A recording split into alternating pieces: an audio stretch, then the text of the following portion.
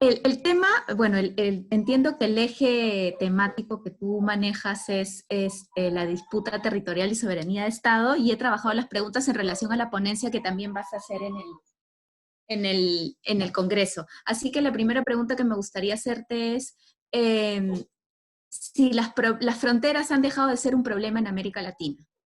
Perfecto, bárbaro. Mira, acá te muestro brevemente, este es el libro del 220 que voy a presentar la semana que viene allá en Perú con la ponencia, ¿no?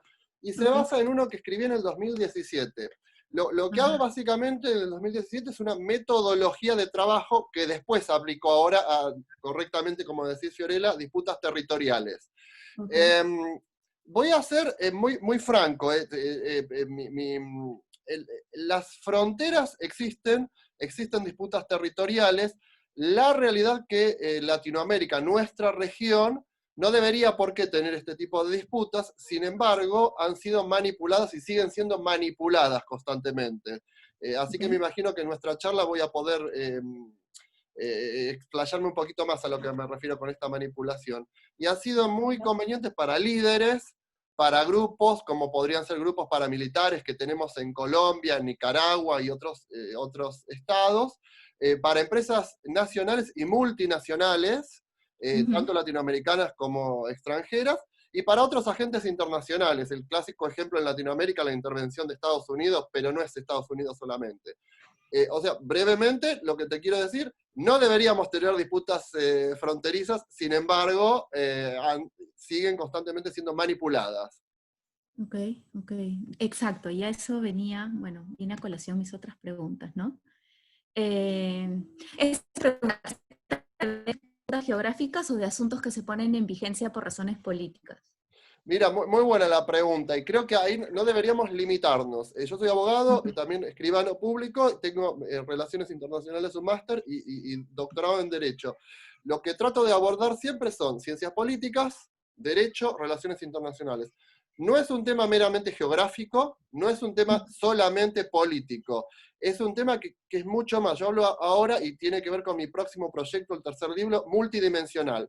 Es un tema que implica elementos sociológicos, políticos, obviamente, como bien decís, geográficos en el Ujú. sentido, por ejemplo, de recursos naturales, Ujú.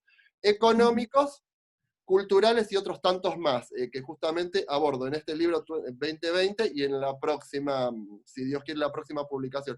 Es un tema mucho más complejo que cuando lo vemos en las noticias es porque tal o cual presidente o tal o cual grupo indígena. Es muy simplista verlo de esa forma. Es mucho más complejo que eso. De acuerdo, de acuerdo. Y en ese caso, ¿cuál crees que es la prevalencia? O sea, más por razones políticas o por algunas de las razones que mencionas. Te puedo dar la respuesta por qué no se soluciona. La razón es justamente porque no hay intencionalidad política de solucionarlos. Principalmente en una región como Latinoamérica, que es una región muy pacífica, una de las más pacíficas a nivel mundial, en el sentido de hermanos latinoamericanos estoy hablando, ¿no? Realmente es más allá de los grupos que tenemos paramilitares o por cuestiones de droga, etcétera, es una región muy, muy pacífica desde México hasta Argentina, incluyendo Brasil, pero estos conflictos no se solucionan simplemente por falta de voluntad política. De acuerdo, entiendo. Eh, ahora, bueno, es un poco lo que hemos comentado, ¿no? Pero Sí. volviendo al tema de si las fronteras habían dejado de ser un problema, me gustaría que me comentes cuáles son, enumerar un poco cuáles son los conflictos que afectan a América Latina en este momento. Mira, algunos que los podríamos llamar técnicamente conflictos de soberanía, otros territoriales, porque repito, hay varios elementos. Abordo algunos en este libro del 2020 porque uno de los capítulos, justamente capítulo 6, habla de los problemas en América, en las Américas. Uno que podríamos definir clásicamente como conflicto de soberanía, que me toca en particular porque soy argentino y vivo en el Reino Unido, es el de las Malvinas o Falklands. Ese es el clásico, que tenemos una intervención o presencia europea. Sin embargo, tenemos otros tipos de conflictos que siempre están en las noticias, que no necesariamente son conflictos de soberanía, pero se utilizan a manera de conflictos de soberanía, como es, por ejemplo, el tema de la frontera entre México y Estados Unidos. Los elementos son muy similares porque tenemos líderes políticos que utilizan esos conflictos para exacerbar, por ejemplo ahora las elecciones en Estados Unidos, para exacerbar su popularidad. Si bien no todos los elementos, por ejemplo lo jurídico, no hay una cuestión jurídica en la frontera entre México y Estados Unidos, reúne las condiciones necesarias culturalmente, sociológicamente, políticamente, para hablar de un conflicto territorial, entre comillas, justamente. Después, te repito, toco varios temas, por ejemplo, en lo que tocaría Perú, Brasil, Colombia, el tema de las poblaciones indígenas y los derechos indígenas, el tema de la movilidad social y esto de que ciertas poblaciones están obligadas a migrar, el tema, por ejemplo, sociológico en el caso de Venezuela por una cuestión política, que afecta a nuestras fronteras, porque estas fronteras, la definición clásica del Estado soberano que viene de la Convención de Montevideo de 1930 y de la década del 30, es una población en un territorio y en un gobierno. Estamos acostumbrados a hablar de soberanía territorial. Lo que hablo también es que hay que incorporar el elemento población. Hay una cuestión de nuestras fronteras que tiene que ver con unas disputas territoriales que son más centradas en el elemento poblacional. Y por último, te repito, son varios casos. Por último, podría nombrar un elemento muy jurídico, el Mar Caribe. El Mar Caribe, en la década del 80, las Naciones Unidas crean la Convención sobre el Derecho del Mar. Al crear la Convención sobre el Derecho del Mar, se redefinen muchos elementos jurídicos y nociones jurídicas que afectaron directamente el Mar Caribe. Ciertas cuestiones que ya habían sido resueltas o que no existían, justamente aparecen luego de la creación, a través de Naciones Unidas, de esto. Lo mismo se aplica en el mar territorial chino, ¿sí? Que estos nuevos conflictos aparecen, ¿por qué? Porque hay nuevas figuras jurídicas, ¿sí? Y se suma además la parte tecnológica, que eso tampoco se ve. Anteriormente, cuando no podíamos explotar ciertos recursos naturales, porque no teníamos la tecnología, hoy existen tecnologías que nos permiten explotar esos recursos naturales en lo que sería el mar territorial, por ejemplo, y justamente la combinación de nuevos elementos jurídicos y nuevas tecnologías hacen que tengamos nuevos conflictos territoriales. Ok, ok. ¿Y cómo manejar estos nuevos conflictos territoriales desde tu perspectiva y tu experiencia? Si es por el lado político, creo que necesitamos de nuestros líderes una decisión firme de querer solucionarlos. Es tan simple como eso, porque nuestras familias, nuestra gente de Latinoamérica quiere vivir en paz. Tenemos los recursos necesarios, humanos y naturales, justamente para lograr trabajar juntos. Repito, creo en la integración latinoamericana. Y ese es el secreto o la clave de nuestro futuro éxito, desde México hasta Argentina, incluyendo obviamente Brasil.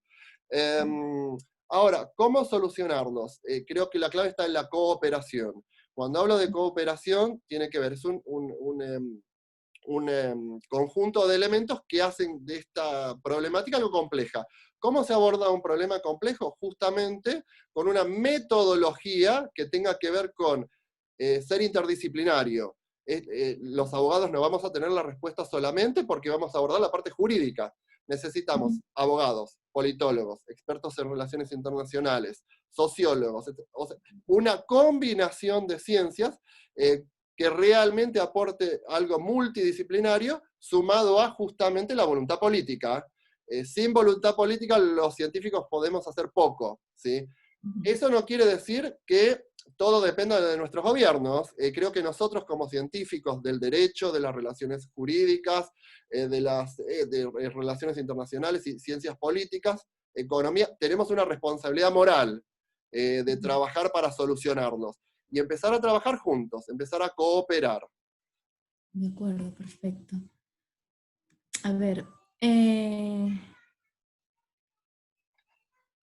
me gustaría, parte de lo que me piden para invitar a las personas a que se animen a participar de este congreso, ¿por qué razones tú invitarías a los prospectos a que se inscriban y formen parte de esta jornada? Creo, mira, gracias, es muy buena, simple y profunda pregunta. Soy argentino, vivo en el Reino Unido hace 14 años, tengo 7 títulos en total. Eso no me hace más ni menos que nadie.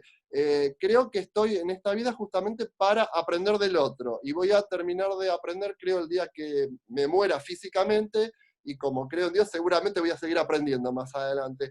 Este tipo de propuestas que hacen ustedes, y les agradezco por la invitación, tiene que ver con aprender del otro.